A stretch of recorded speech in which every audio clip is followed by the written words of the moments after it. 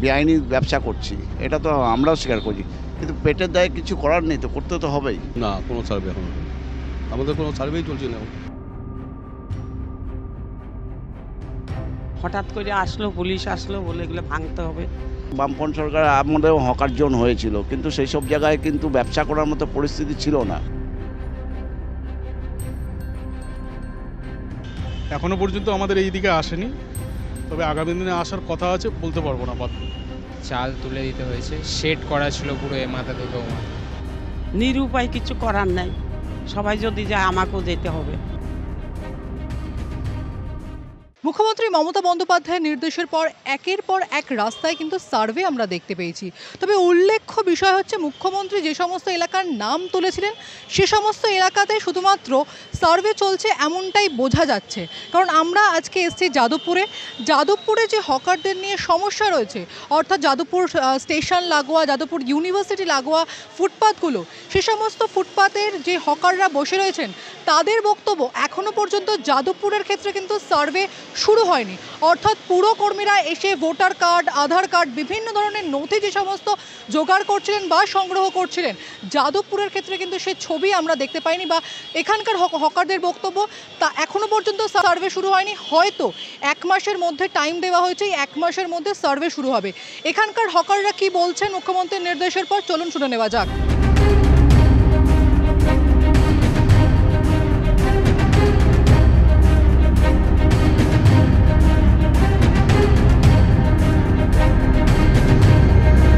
বলা হচ্ছে যে ফুটপাতের দুদিকেই দোকান রাখা যাবে না, ফুটপাতে নিজেদেরকে নির্দিষ্ট জায়গায় থাকতে হবে, সার্ভে করতে হবে। সার্ভে অন্য অন্য জায়গায় চলছে, আপনাদের এখানে সার্ভে শুরু হয়েছে? না, আমাদের এখানে এখনও পর্যন্ত আসেনি, শুনছি আসবে সার্ভে করতে, এখনও পর্যন্ত আসেনি। 2015 সালে হকারদের জন্য একটা কাগজ বানানো হয়েছিল, বা সরকারি কাগজ। হ্যাঁ, সেন্ট্রাল গভর্নমেন্ট একটা যে আপনার হকার আইন করেছিল, ভেন্ডার কমিটি করেছিল। এখানে আমাদের এখানে সে কোনো কমিটি হয়নি যে হকাররা নির্দিষ্ট জায়গায় ব্যবসা করবে, নির্দিষ্ট পরিমাণে করবে। সেগুলো দেখুন, এগুলো হচ্ছে আমাদের রাজ্য সরকারের এটা উদ্যোগ নিতে হবে যে হকার, দেখুন হকার সমস্যা হচ্ছে সারা ভারতবর্ষে হকার সমস্যা। আমাদের পশ্চিমবাংলায় যে হকার সমস্যাটা আছে, নিশ্চয়ই আমরা বেআইনি ব্যবসা করছি, এটা তো আমরাও স্বীকার করি, কিন্তু পেটের দায়ে কিছু করার নেই, তো করতে তো হবেই।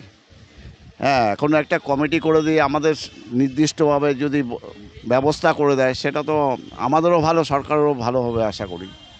আমরা চাই যে কোনো দোকানদারে যেন ভাতে না মরে, যে সবাই যেন সঠিকভাবে জায়গা পায়। এখনো পর্যন্ত আমাদের এই দিকে আসেনি, তবে আগামী দিনে আসার কথা আছে, বলতে পারবো না। না, কোনো সার্ভে এখনো চলছে, আমাদের কোনো সার্ভেই চলছে না।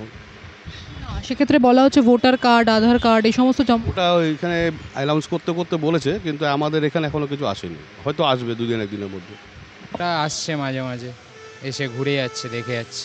না, চালু হয়নি আমাদের এখানে। অর্থাৎ কর্পোরেশন কিংবা পুলিশের তরফে কোনো লোক আসেননি? হ্যাঁ, লোক এসে এই যে সব ভেঙে ভুঙে দিল, সব খুলে দিল। লোক এসে, পুলিশ এসছে, পুলিশরা সব করেছে। না, কাউন্সিলর আসেনি এখানে। এখানে অনলি পুলিশরাই আসছে খালি, এছাড়া আর কেউ আসেনি। দেখুন, আমাদের এখানে সেরকম তো ভাবে আমরা ছড়িয়ে ছিটিয়ে দোকানদারি করিনি।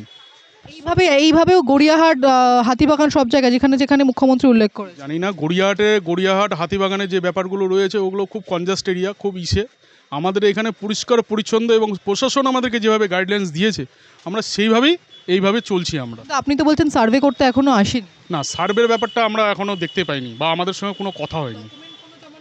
ডকুমেন্টস এর আগে 10 বছর 15 বছর আগে আমাদের ডকুমেন্টস জমা নিয়েছিল, 2015 2010 এরকম যেগুলো ডকুমেন্টস দেওয়া ছিল সেগুলোই আছে, বাদবাকি বর্তমানে এখন কোনো ডকুমেন্টস নেওয়া হয়নি। না, দেখুন আমাদের এইখানে তো প্রবলেমটা নেই।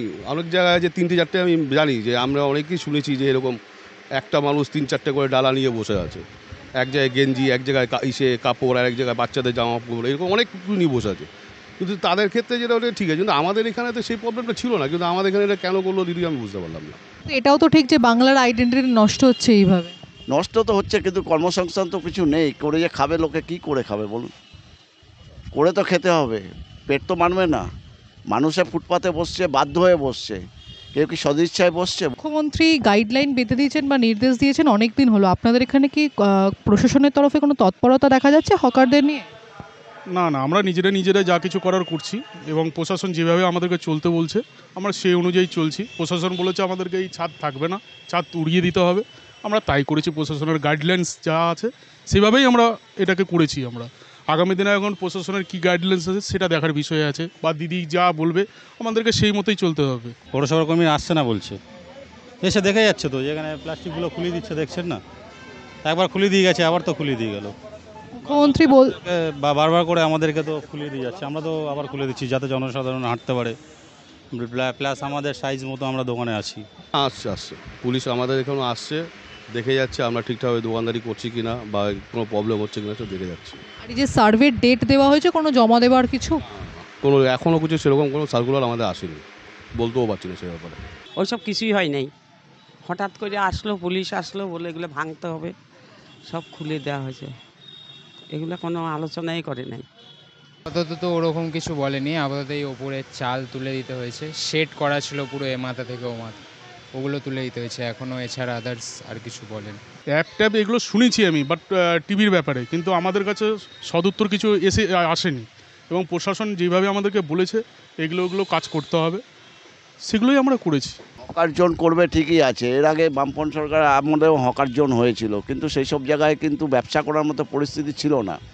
এমন একটা জায়গায় করে দিতে, হকার জোন করে দিক, সে এমন একটা জায়গায় করে দিতে হবে যাতে আমরা ব্যবসা করে খেতে পারি। এমন একটা জায়গায় হকার জোন করে দিল যেখানে আমাদের ব্যবসা হবে না, আমরা করে খেতে পারবো না, তাহলে আমাদের হকার জোনকে করে লাভটা কী? এমন জায়গায় করতে হবে হকার জোন যে সেরকম সরকার দেখুক জায়গা কোথায় করবে।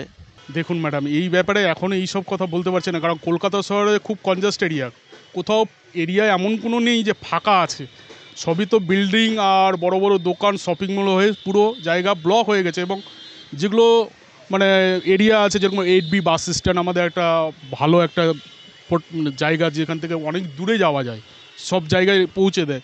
তো সেই জিনিস আমার মনে হয় আমাদের এই জায়গা এখন পর্যন্ত এই যাদবপুর এলাকাতে নেই। হ্যাঁ, সেটা জোন তৈরি করে দিলে অবশ্যই মেনে নিতে হবে, আর কি করে যাবে।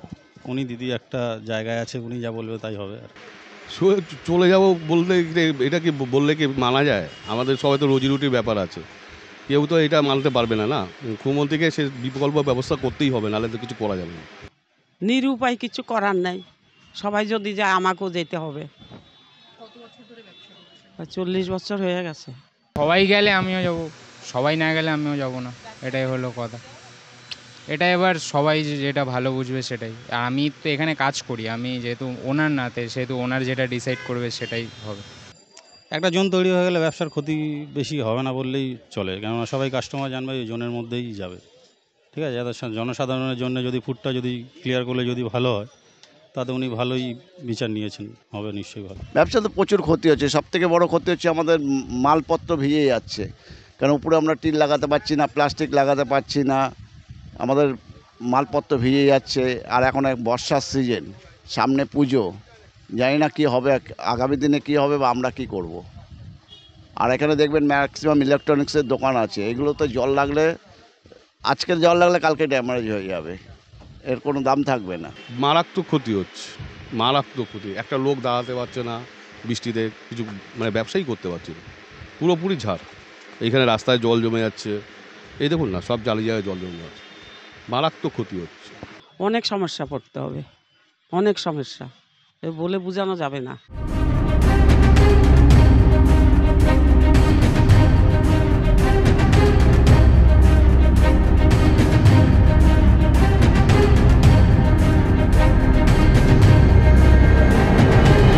হাতিবাগান কিংবা গড়িয়াহাটে যে ছবি আমরা দেখতে পাই, অর্থাৎ ফুটপাতের দুদিকে দোকান, যাদবপুর 8Bর সামনে কিংবা যাদবপুর ইউনিভার্সিটির সামনে যে ফুটপাত রয়েছে তাতেও কিন্তু একই ছবি দেখা গেল।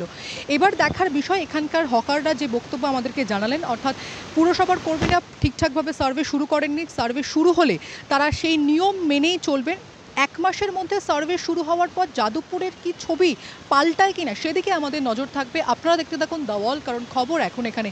ক্যামেরায় প্রিয়াঙ্কার সঙ্গে প্রীতি, দ্য ওয়াল, যাদবপুর।